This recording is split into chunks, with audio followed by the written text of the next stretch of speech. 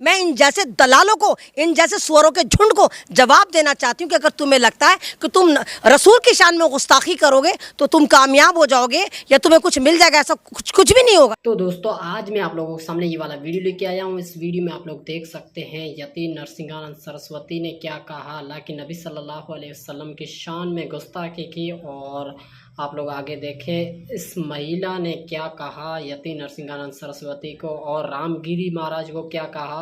आप लोग आगे देखें इस वीडियो में, और वीडियो को ज़्यादा से ज़्यादा शेयर कर दीजिए, हमारे यूट्यूब चैनल को सब्सक्राइब करें। तो चले आगे वीडियो देखते हैं क्या कह रही है ये मुस्लिम महिला। खुदा की कसम, उसकी जबान गुद्दी से खींच के हथेली पे रख देगी अमन रिजवी, इतनी ताकत है मेरे पास। मुझे नहीं, मैं यकीन नहीं करती कि मैं ये कहूँ कि मैं FIR कराने जा रही हूँ, मैं ड्रामे करूँ कि मैं यहाँ पर कंप्लेन लेकर आई हूँ, यहाँ पे कंप्लेन लेकर आई हूँ, वीडियो बना बना के। नहीं, ये क्या तू मोहम्मद की शान में गुस्ताखी करेगा, मुसलमानों को बुरा भला कहेगा, इस्लाम के खिलाफ जहर उगलेगा? तुझे पता है, तुझे क्या लगता है अगर तू इस्लाम के खिलाफ जहर उगलेगा तो तुझे इंसाफ मिलेगा? नहीं, इंशाल्लाह तुझे ऐसी ऐसी बद्दुआएं मिलेंगी। और हमें उम्मीद है कि इंशाल्लाह हमारा अल्लाह ताला तेरे पे ऐसा अज़ाब नासिल करेगा कि तू मौत के लिए तड़पेगा, तुझे मौत नहीं आएगी। देखो, अगर तुम लोगों को याद हो, ये जो भगवा गेंडा है 5 साल से फड़फड़ा रहा है और 5 साल से चाह रहा है कि पूरा TRP का ख़जाना इसके पास है, लेकिन इसको मिल नहीं पाता। अभी अभी आपने देखा कि मार्केट में एक नया हरामगिरी आया, उसने भी सेम यही हरकत करी थी कि रसूल पाक की शान में गुस्ताखी करी थी और वो काफ़ी फुटेज ले गया। अब इस भगवा गेंडे को ये लगा, स्वरानंद को ये लगा कि फुटेज तो मुझे भी मिलनी चाहिए। इस नहीं, इसका नाम है स्वामी स्वरानंद। ये तो सुअर जैसी हरकत है, देखो स्वरानंद है, जो सुअर जैसी हरकत करे वो स्वरानंद है, क्योंकि इसका धर्म से कोई वास्ता नहीं है। ये कभी भी धर्म पे बात ही नहीं करता। धर्म आपको क्या सिखाता है? धर्म आपको ज़िंदगी गुजारने का तरीक़ा सिखाता है, धर्म आपको देश से मोहब्बत करना सिखाता है, धर्म आपको जोड़ने की एक नीति सिखाता है, तोड़ने की नीति नहीं सिखाता।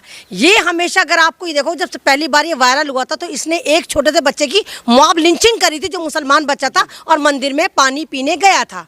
अब मेन बात यह कि दिल्ली में इलेक्शन है, महाराष्ट्र में इलेक्शन है। महाराष्ट्र में तो उसने बाबा जो वो हरामगिरी है उसने फुटेज खा ली कि वो पॉपुलर हो गया, उस जिसको गली का कुत्ता नहीं जानता था पूरी दुनिया जानने लगी। अब इस भगवा गेंडे को लगा कि मैंने इतना उत्पाद मचाया और मुझसे ज़्यादा हरामगिरी फुटेज लेकर चला गया, तो इसने भी वही वाला फार्मूला उठाया कि रसूल पाक की शान में गुस्ताखी करता हूँ और लोग मुझे पूजेंगे, लोग मेरे पास दौड़ेंगे, लोग मतलब मेरा एक मुझे हीरो बना के पूजा जाएगा। तो यहाँ पर गलती हमारे समाज की भी है। आप लोगों को पता है कि 80% सोशल मीडिया जो है वो मुसलमान कम्युनिटी इस्तेमाल करती है। ये कुछ भी सोशल मीडिया पे डालते हैं, इनको पता है कि मुल्ले जो है इसको वायरल कर देंगे। तो देखिए, हमारा दीन ये सिखाता है कि अगर कोई बुराई है तो उस बुराई को रोको। अगर इस तरह की वीडियो आपके पास आती है, अगर आप इन वीडियो को सर्कुलेट कर रहे हैं तो आप भी उतने ही गुनाहगार हैं जितना कहने वाला गुनाहगार है। हम जिहादियों के खिलाफ लड़ रहे हैं, आप जिहादी हैं।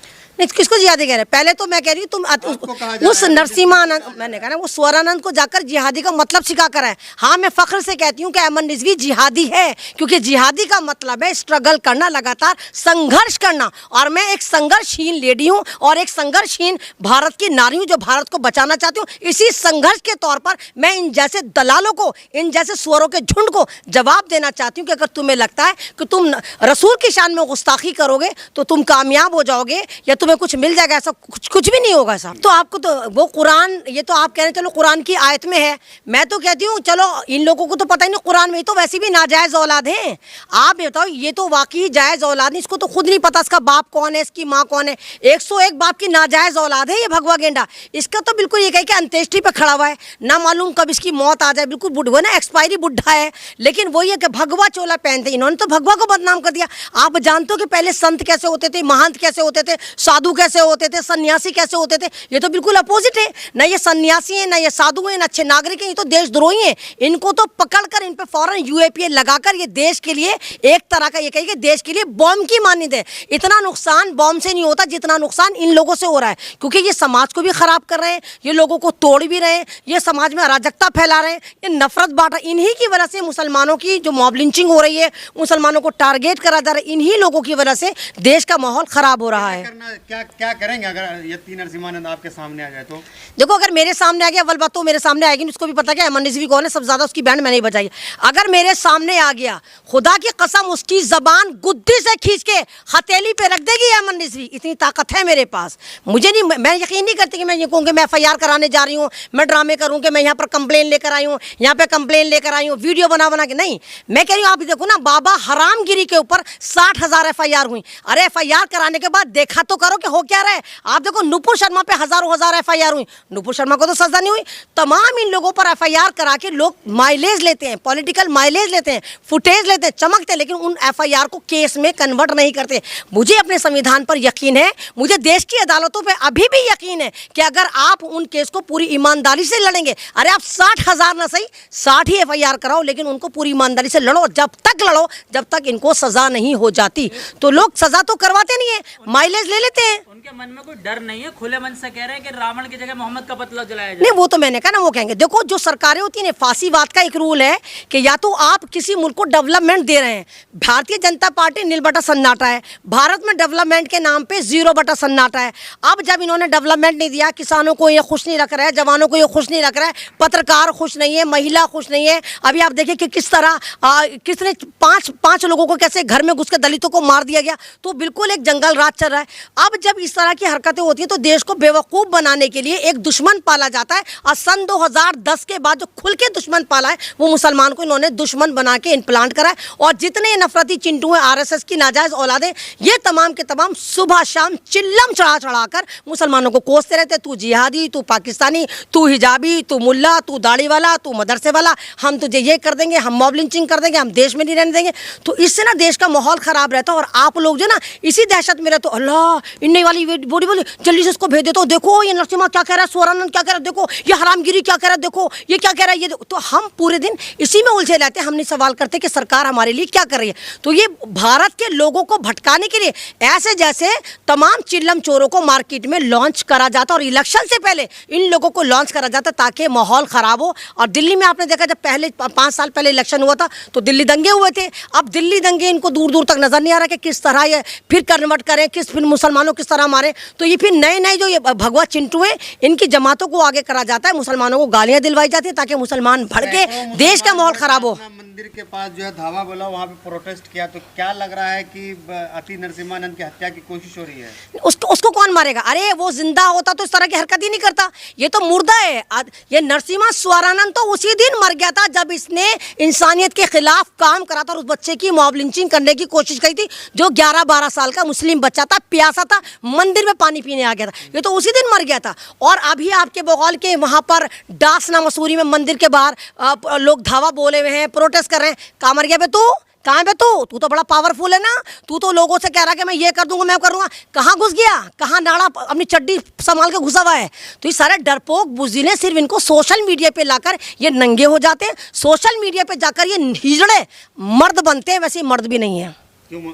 आपने देखा है? नहीं तो नहीं तो मर्द है तो मंदिर की रक्षा करना। अगर मर्द है तो जाकर, तेरे तो मंदिर है ना जिसमें तूने डासना मसूरी में 12 साल के बच्चे की मॉब लिंचिंग की, तू तो मर्द है ना, जा उस मंदिर में, जा उन लोगों को भगा। सारे मुसलमान वहाँ पे जाकर बैठे हुए, पत्रकार बैठे हुए, जा मुकाबला करूंगा। मैंने कहा ना ये मर्द भी नहीं है, असली मर्द है।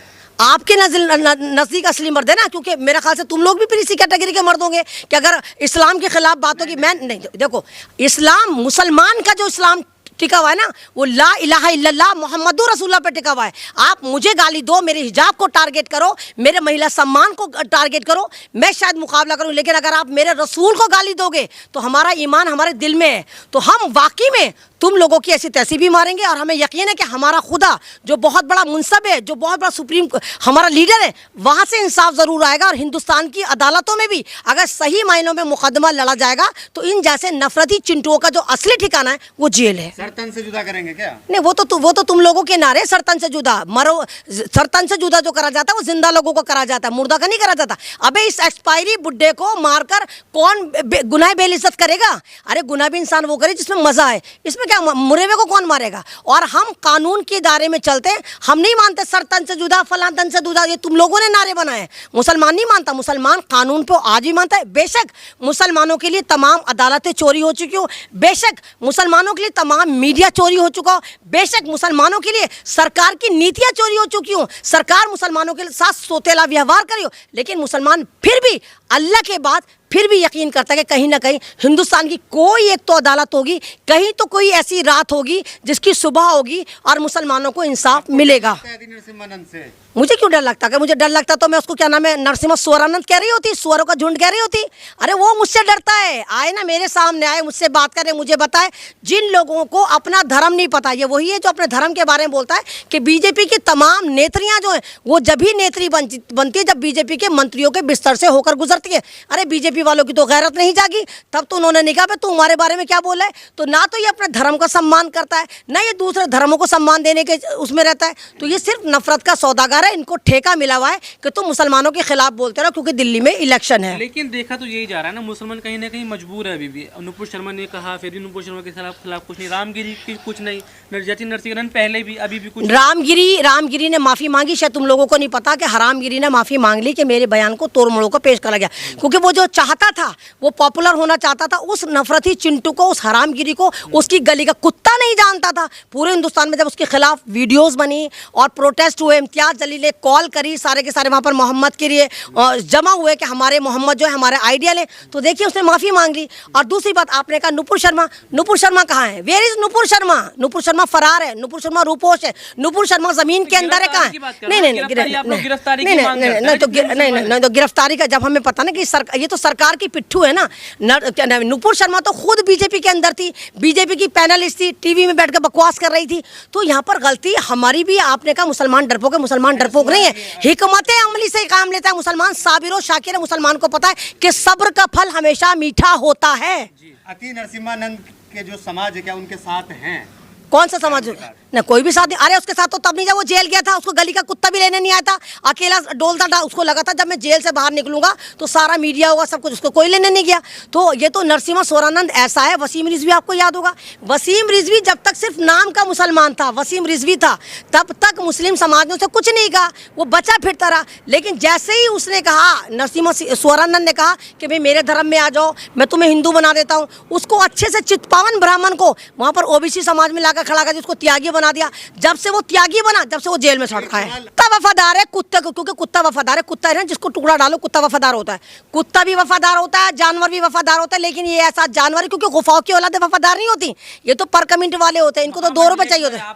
नहीं, वो ये सारे के सारे ना गुफाओं में चलते हैं, ये सारे गुफाएं लेके बैठते हैं। अभी आपने देखा वो सदगुरु पदगुरु एक आदमी है, वो सारी लड़कियों को ले लेकर बना रहा है, पता नहीं क्या क्या बना रहा है, अपनी बेटी की धूमधाम से शादी कर रहा है और दुनिया को मैसेज दे रहा है। वो एक एनजीओ भी चला रहा है, बहुत जबरदस्त तरीके, उसके कोई एनजीओ भी वो चल रही है दुनिया में, 300 साढ़े 300 ज्यादा उसके ऑफिस है। अपनी बेटी की तो शादी कर दिया, दूसरों की बेटियों से मजे ले रहा है और कह रहा है सन्यासी बनाओ। तो ये वो कमबख्त हरामखोर लोग हैं जो दुनिया को वर्गलाते हैं। बेटी के साथ अत्याचार होता था उस टाइम, बता रहे हैं अपने बयान में, कहते हैं नरसिंह ने उसके बाद पुतले फूकने के बाद कहा हमारी बेटियों के साथ अत्याचार होता था उस दौरान। नहीं तो कौन सी बेटी के साथ तेरे अत्याचार? तो मतलब तेरी बेटियों के साथ अत्याचार होता था तो भारत के संविधान पर तुझे यकीन नहीं है? चिंटू गेंडे भगवे, तुझे यकीन नहीं तो जा लोअर कोर्ट में जा, वहाँ नहीं सुनते तो हाई कोर्ट में जा, वहाँ नहीं सुनते तो सुप्रीम कोर्ट में जा। ये क्या तू मोहम्मद की शान में गुस्ताखी करेगा, मुसलमानों को बुरा भला कहेगा, इस्लाम के खिलाफ जहर उगलेगा? तुझे पता है, तुझे क्या लगता है अगर तू इस्लाम के खिलाफ जहर उगलेगा तो तुझे इंसाफ मिलेगा? नहीं, इंशाल्लाह तुझे ऐसी ऐसी बद्दुआएं मिलेंगी। और हमें उम्मीद है कि इंशाल्लाह हमारा अल्लाह ताला तेरे पे ऐसा अज़ाब नासिल करेगा कि तू मौत के लिए तड़पेगा, तुझे मौत नहीं आएगी, तू जिंदगी के लिए तड़पेगा, तुझे जिंदगी नहीं मिलेगी, तेरी मौत ऐसी होगी।